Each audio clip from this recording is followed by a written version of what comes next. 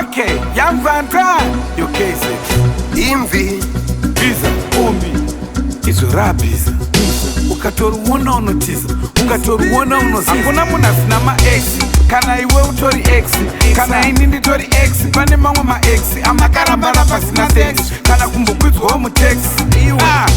Maizviita munohura, umbe uchifura. Uchiri kusimbisana hanzi tinobhura, manje iko zvino ava kupfeka zvinodhura. Ex wakwa munhu wangu, ndati ex wakwa munhu wangu, ex wakwa munhu wangu, ndangoti ndikuudze feya uri mumwe wangu. Ex wakwa munhu wangu, ndati ex wakwa munhu wangu, ex wakwa munhu wangu, ndangoti ndikuudze feya uri mumwe wangu. Isusu hazvinei nesu, muri murudo isusu Mwari wanesu, tumapiki twekuradzidzana besu, nekupanana kisi yakaurayisa Jesu.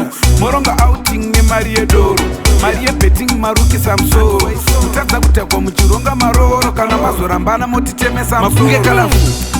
Ex wakwa munhu wangu, ndati ex wakwa munhu wangu, ex wakwa munhu wangu, ndangoti ndikuudze feya uri mumwe wangu. Ex wakwa munhu wangu, ndati ex wakwa munhu wangu, ex wakwa munhu wangu, ndangoti ndikuudze feya uri mumwe wangu. Handi wakatadza kumumentena, wakuona aputika wave kucomplaina. Ndakamuona asetwa kunge penda, ndikabva ndati pamwana uyu angu machena. Maizviita munohura, umbe uchifura. Uchiri kusimbisana hanzi tinobhura, manje iko zvino ava kupfeka zvinodhura. Kalafu ex wakwa munhu wangu, ndati ex wakwa munhu wangu, ex wato munhu wangu, ndangoti ndikuudze feya uri mumwe wangu.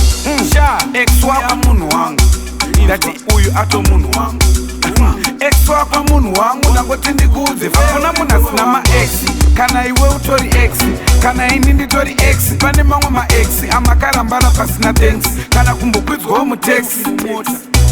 Maizviita munohura, umbe uchifura.